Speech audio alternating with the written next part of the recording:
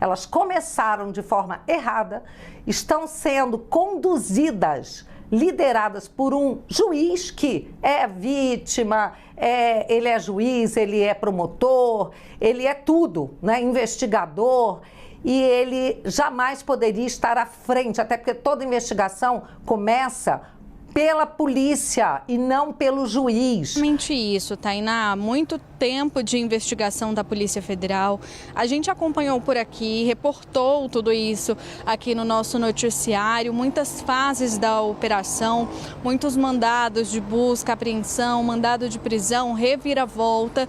Então, muitos meses em que os investigadores se debruçaram, trabalharam e muito nessa investigação, e esse relatório que foi enviado ao Supremo Tribunal Federal é o exemplo disso, né? O resultado de todo esse trabalho. Mais de 800 páginas detalhando toda essa ação que, de acordo com a Polícia Federal, uma ação criminosa que tinha o objetivo de abolição violenta do Estado Democrático de Direito, golpe de Estado e também essa organização criminosa. São esses os crimes que foram apontados aí pelos investigadores da Polícia Federal. E outra informação muito relevante com relação a todo esse cenário que começou lá no início da semana com a operação da Polícia Federal revelando que tinha plano para matar o presidente Lula, o vice-presidente Alckmin e o ministro Alexandre de Moraes, é a informação de que Bolsonaro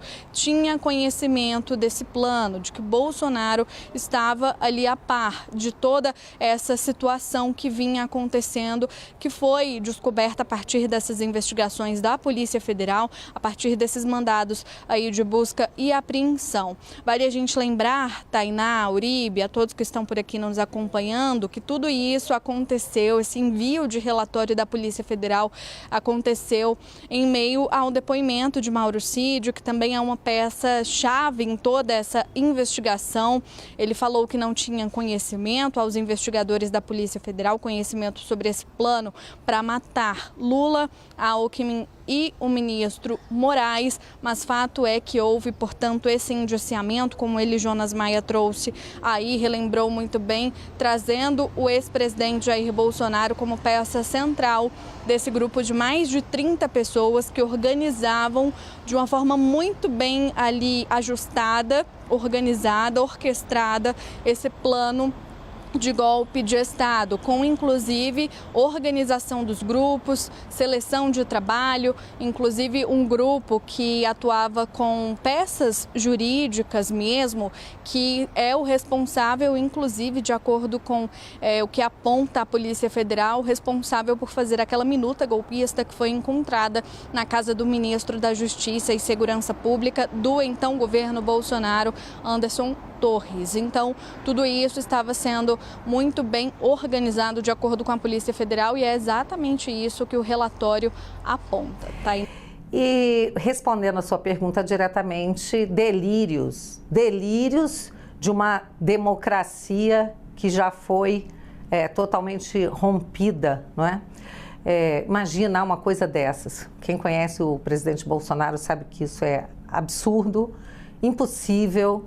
E digo mais, né? Estão se esquecendo que ele, na verdade, foi vítima de uma tentativa de assassinato que quase, por muito pouco, não ceifou a sua vida. Agora, eu queria um pouco mais da sua interpretação, deputada. A senhora é deputada federal pelo PL de Jair Bolsonaro. Esse indiciamento, ele recai também sobre outras figuras, inclusive trazendo para o bojo aí das investigações outro deputado federal, é o caso do Alexandre Ramagem, o presidente do partido, Valdemar Costa Neto. Como é que fica a imagem do PL diante desses indiciamentos e mais, como é que vocês estão recebendo as informações? O relatório ainda não foi publicizado, mas a gente tem alguns relatos do que virá e a gente está acompanhando 1 ano e meio informações que são trazidas em operações recorrentes da Polícia Federal no que diz respeito a essa trama golpista. Como é que o PL lida com essas informações que estão sendo divulgadas e com a expectativa da publicidade do relatório final, já sabendo que recai sobre figuras de peso do partido? Nós estamos há mais do que 1 ano e meio, Tainá, nós estamos há mais de 5 anos quase 6, se não me engano, em fevereiro ou março, completará 6 anos do inquérito do fim do mundo. Um inquérito que foi aberto sem a participação do Ministério Público, por um tribunal que não tinha competência para tratar desse inquérito, não é? Então, são quase 6 anos que a gente tem assistido à ruína da nossa democracia, aos pouquinhos, né? Porque você não tira nem a liberdade, nem você acaba com o Estado de Direito de uma vez. Isso vem em doses homeopáticas, só que vem se acelerando de uma forma muito grave ultimamente. Aliás, eu disse para muitas pessoas que após a vitória do presidente Trump, né, haveria uma urgência, uma pressa, né, de se acelerar toda a maldade, né, o máximo que pudesse, porque eles sabem que tem pouco tempo até o dia 20 de janeiro para continuar fazendo as maldades que eles têm aí em mente.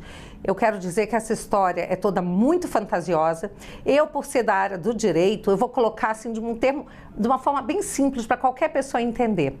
Como se fosse uma história, vamos imaginar aí uma pessoa meio distraída que entrasse num prédio para pegar o elevador e aí o ascensorista perguntasse: pois não, senhor, para qual andar? E ele respondesse: tanto faz, eu já errei de prédio mesmo.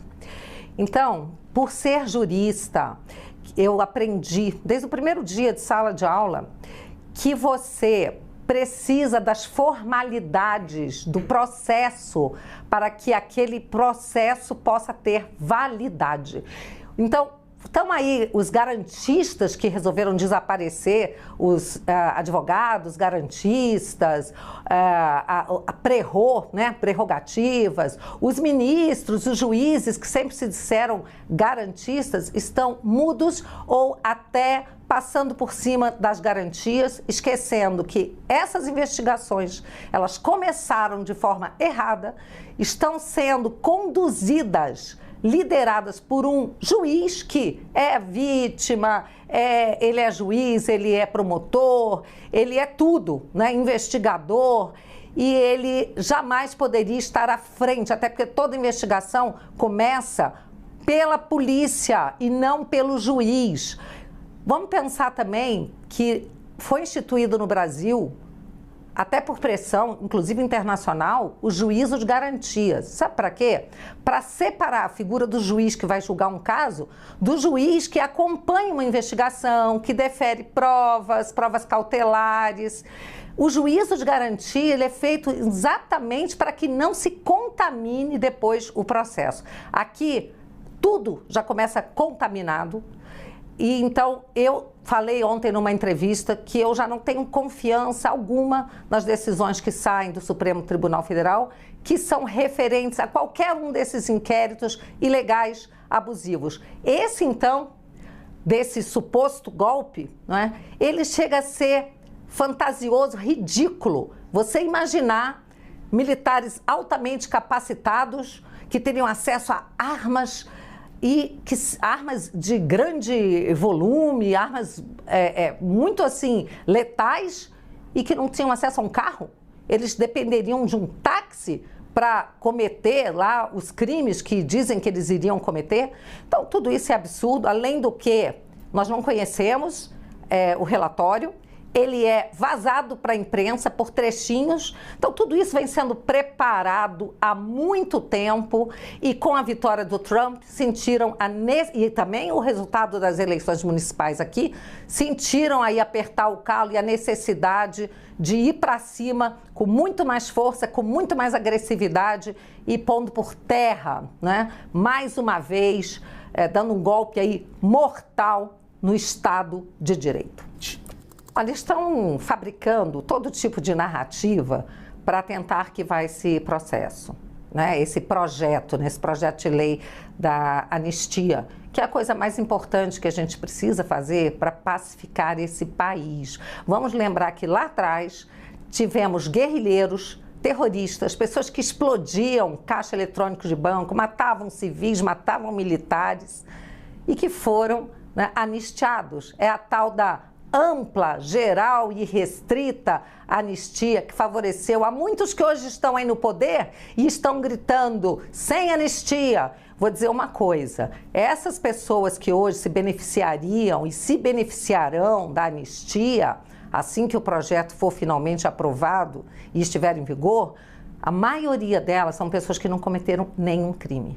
Tem algumas que cometeram crime sim, mas crimes de menor potencial ofensivo, que quebraram vidraças, depredaram o plenário da Câmara, quebraram também vários objetos no Palácio do Planalto, no Supremo. Essas pessoas precisam pagar pelos seus crimes, sim, mas é crime de depredação de patrimônio público, crime que seria punido talvez com alguma medida de assistência social ou no máximo 3 ou 4 anos de prisão, então não começariam sequer no regime fechado. Então, e seriam julgados na primeira instância, jamais no Supremo Tribunal Federal. Então, como eu falei, entraram no prédio errado, agora não interessa para que andar que vai.